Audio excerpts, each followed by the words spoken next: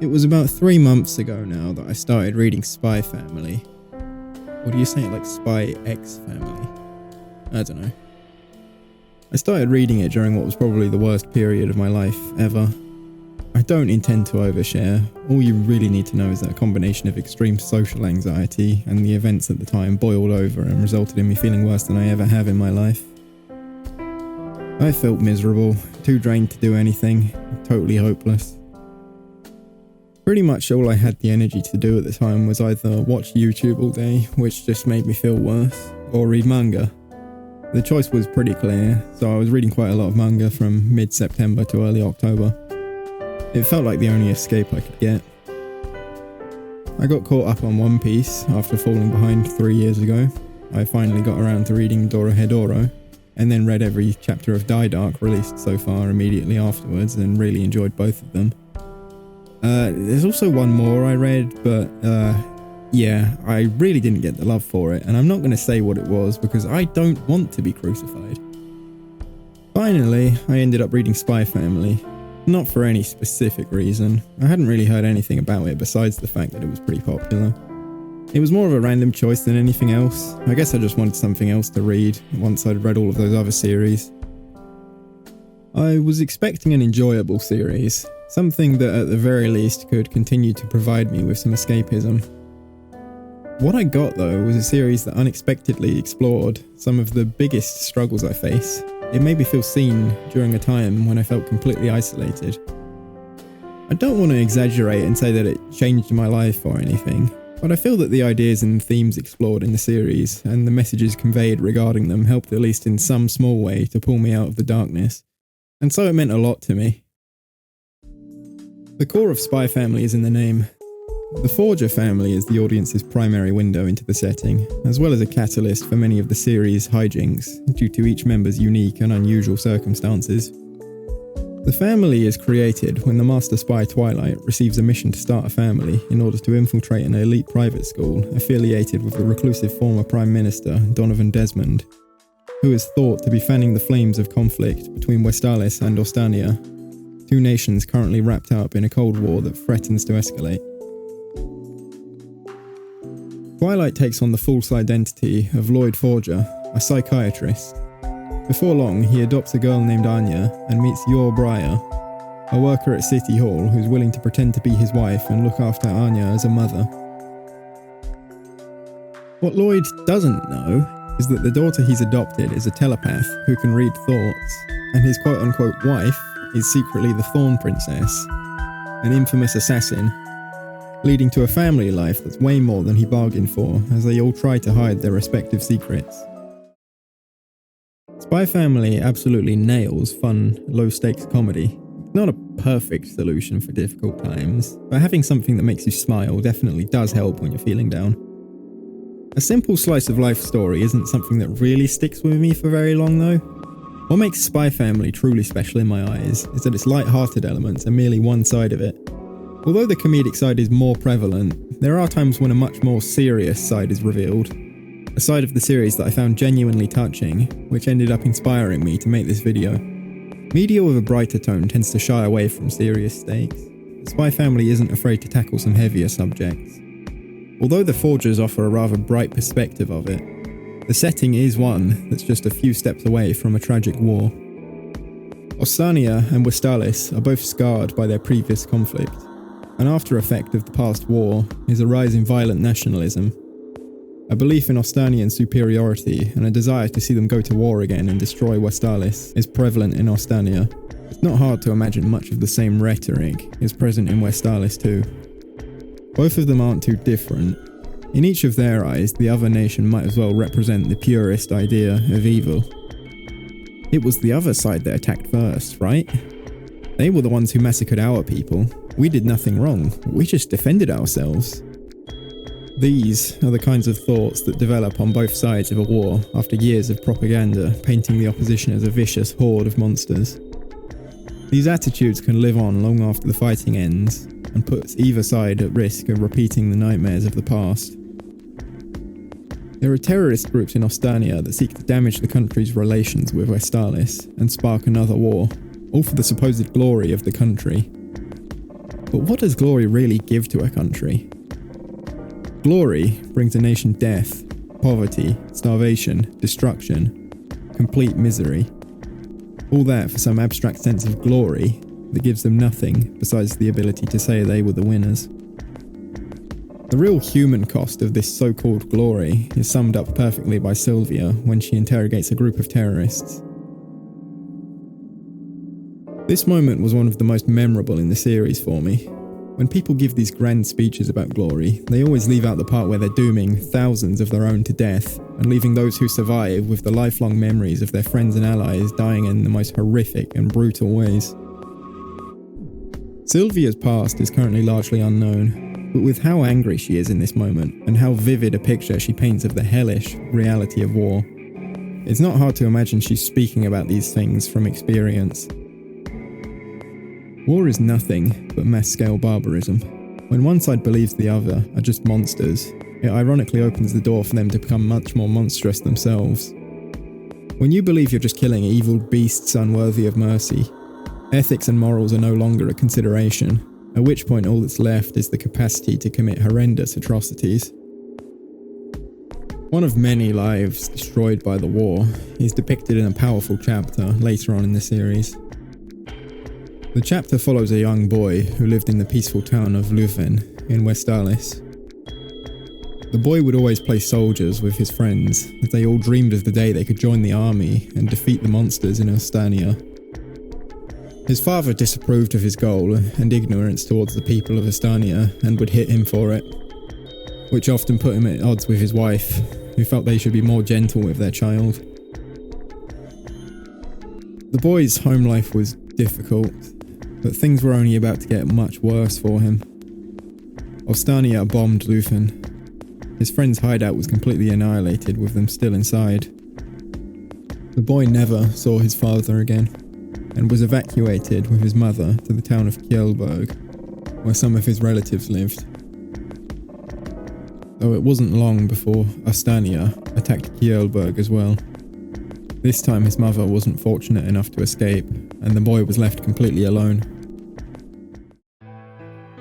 As he grew older, he lied about his age and joined the army under a false name and would live solely to destroy that which he despised, that which took everything from him. Ostania. One day, he met an Ostanian deserter who was caught in one of his traps. He decided to free him when he begged for mercy, and was able to have a conversation with an Ostanian for the first time. The deserter spoke of the sad futility of war. Human beings were slaughtering each other just because they'd been told their respective sides were in the right. The man was enraged to hear the idea that Westalis was actually behind the bombing of his hometown, and almost killed the deserter before getting ambushed by Ostanian soldiers, leading them to both escape and go their separate ways. The man was injured in this ambush and transferred off the front lines. At an army outpost, the man discovered the truth. His childhood friends survived the bombing, though his relief to see them again was cut short by the news that they'd be going on an operation that night. All that returned from that operation was their dog tags. The man was all alone again, his life destroyed by ignorance. He fought against and hated Ostania without questioning anything.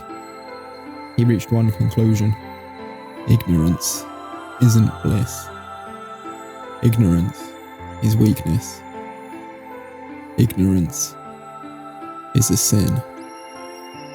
With his friends dead, his name was now gone from history. The naive young boy who loved to play soldier was dead, and all that was left was a void that would be filled in with the codename Twilight. Twilight was given his codename when he was recruited into Westalis military intelligence. But he wasn't doing this for Westalis anymore, nor was he doing it to defeat Ostania. He was doing it for the children of the world. He wouldn't let another child end up like he did. Twilight's emotional scars may not show immediately through his collected exterior, but his behaviour tells the true story. He strives for perfection in everything he does, believing that the world he inhabits has no room for error. He seeks ultimate perfection. He needs to know everything, be capable of anything. He cannot be ignorant. Ignorance is weakness. And if he's weak, he can't control anything. If he can't control anything, he's no different from who he used to be. In pursuit of perfection, he's turned himself into a martyr by becoming an unfeeling master spy.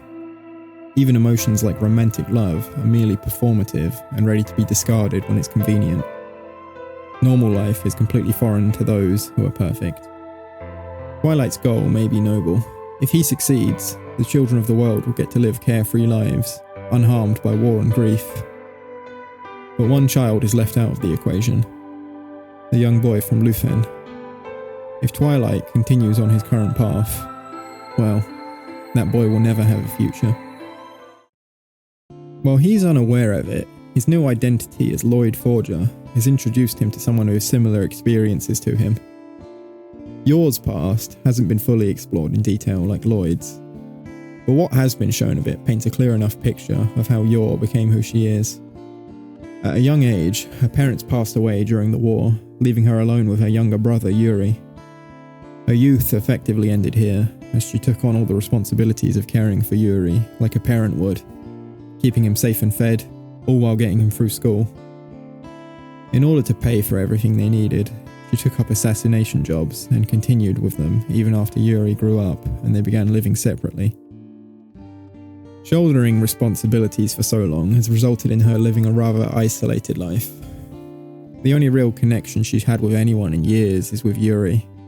She remains distant from her co-workers, and like you'd expect, she's not exactly going to be making any friends in the business of assassination.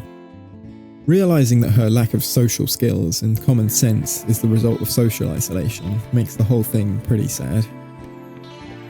Yor is quite bad at recognising sarcasm and understanding social cues, which often results in her behaving in ways that those around her interpret as unusual, causing her to feel intense anxiety that she's making herself suspicious, and will ultimately expose herself as an assassin and be arrested.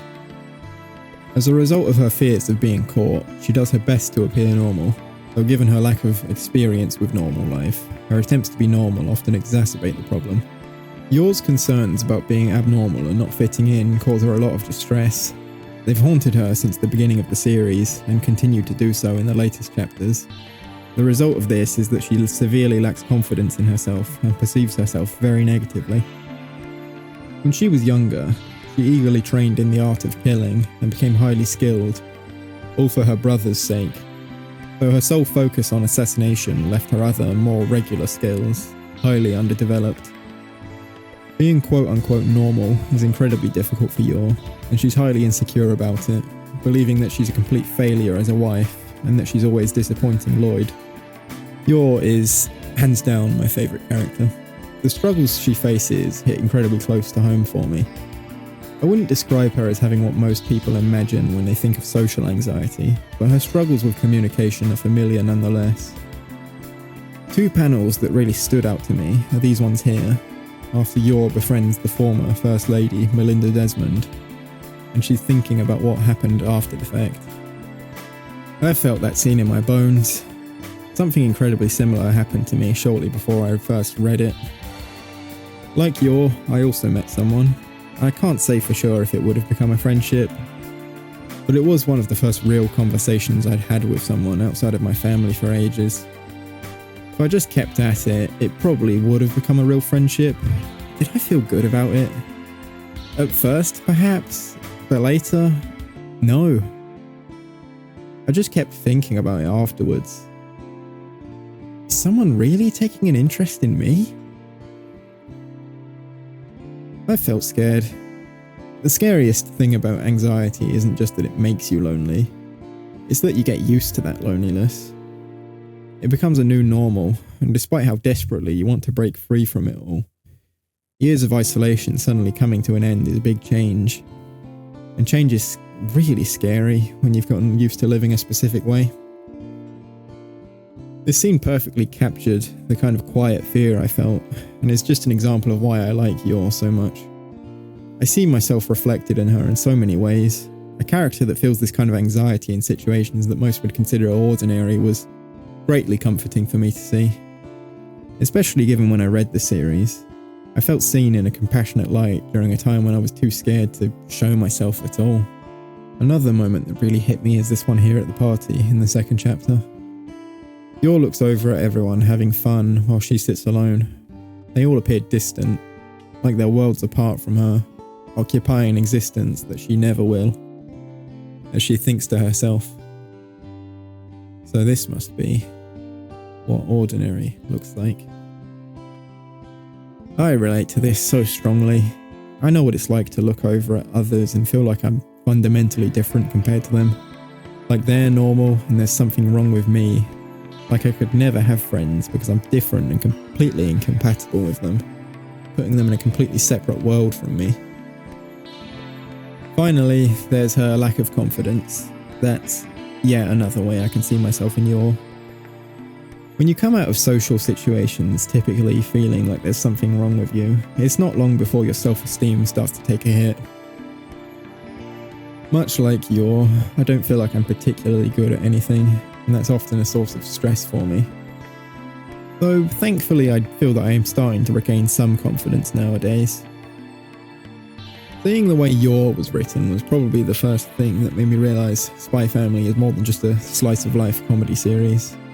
And I was continually pleasantly surprised to see more of the deeper aspects of the series, like the strong anti-war theme and the way Lloyd really embodies that theme.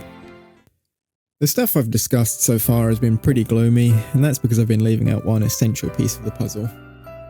And that's Anya. Anya is the one who brought her parents together. If it weren't for her reading their thoughts and intervening, they'd have never grown closer after their first meeting. I've only spoken about Lloyd and Yor in isolation so far, but things are different when they're both together with Anya as a family. Lloyd describes emotion as a weakness that can affect his work, but it seems more likely that it's a defense mechanism. He lost everyone he cared for in the past, and so he's hesitant to get close with anyone else. Unexpectedly for him, his current mission begins to change him. He's in denial about it, but he cares for Yor and Anya. His feelings aren't just an act like they were in his past missions. His tendency towards extreme martyrdom is slowly eroded by his family life. Happiness was never a part of his previous missions. His own personal happiness wouldn't stop wars. In his eyes, it was just another emotion that brings him weakness. He claims that making his family happy is just part of the mission, but it's clear that it's also bringing him joy and satisfaction. The scars of his past may never fully heal, and it's impossible for him to reclaim the childhood he lost. But at the very least, light is able to make its way back into his life for the first time since his childhood. Similarly, Yor feels accepted by Lloyd in a way that she hasn't by anyone else. When she opens up to him about her insecurities, he's quick to point out the parts of herself that her insecurities make her blind to, expressing genuine appreciation for her kindness and her commitment to Anya's safety and happiness, even though she only just recently became her mother. Lloyd shows her that although she may not fit the typical definition of normal, there's nothing wrong with her. It doesn't stop her from being a deeply compassionate person. As a result, although her insecurities can still trouble her, Yor becomes much more confident in herself. I've procrastinated a fair amount in writing this video, but a positive aspect of that is that if I finished it sooner like I planned, I wouldn't have been able to talk about chapter 91. It's one of my new favourites because of how it really showcases Yor's growth. The way Yor calmly sticks up for Millie and earns her respect, as well as the way that her bond with Melinda helps de-escalate the situation, really shows the great difference it can make when you open up to others. The little wins like this are really important when it comes to social anxiety, and Yor is able to achieve so many of them with the support of her family, which is really nice to see for someone like me. Then, of course, there's Anya's role in all of this.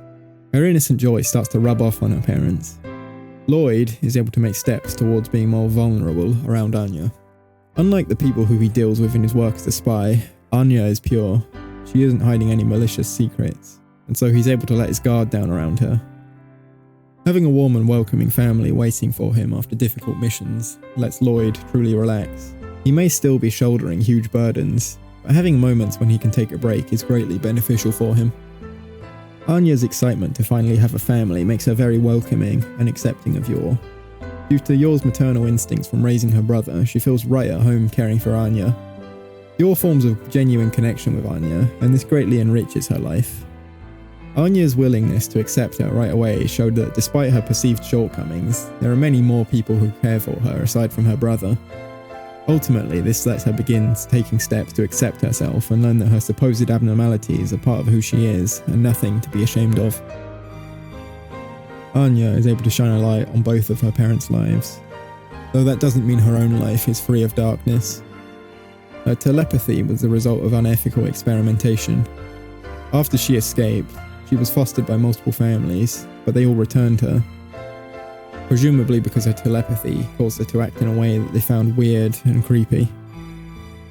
Anya only wants a normal life, so she's terrified of being abandoned by her family and does whatever she can to keep them together. She misunderstands many situations and believes they'll break up the family. Despite what she believes, neither of her parents would ever leave her, so although she sometimes gets afraid, she's able to live happily. Just as Anya shines a light on her parents' lives, so do they in return. The result is that the Forgers all find exactly what they've needed in each other. Lloyd finds the chance to connect with his emotions again. Yor finds acceptance and renewed confidence. And Anya finds a caring environment where she can live the normal life she's dreamed of. The Forgers all still have some growing to do. Their problems aren't all erased when they all meet. But at the very least, as they continue to overcome the struggles they face, they'll all have each other's backs. I really appreciate the way that the series is able to remain optimistic and show that happiness exists, even in such a tumultuous setting. The way that the Forgers all find fulfillment in each other's company is really sweet. It shows the powerful positive influence that a support network can have on life. The family and the special bond they all share is what the whole series is about. It's the ultimate argument against war. It's showing exactly what war threatens to destroy, making it clear that war is to be avoided at all costs. The charm of Spy Family exists in the intersection between comedy and serious storytelling. The comedy and lightheartedness is elevated by the more serious elements. When the characters get to have fun, at face value it's just simple comedy and slice of life. But when you know of the struggles that the characters face, it also becomes incredibly heartwarming to know that these moments are sources of healing for them all. Similarly, the serious elements are elevated by the comedy. It acts as a light in the darkness, showing that no matter how bad things can get, there's still hope for people to find happiness. I'd say I read Spy Family at pretty much the perfect time. The comedy helped me smile when I didn't feel capable of smiling, and the genuine depictions of the struggles that people faced made me feel less alone, especially in Yor's case. Yor's story, combined with the message of sincere hope present throughout the series, really resonated with me during a time when I was in desperate need of it. I may have only started reading it on a whim, but Spy Family ended up being a really great read during a time when life felt totally unbearable, and for that, it'll always stick with me.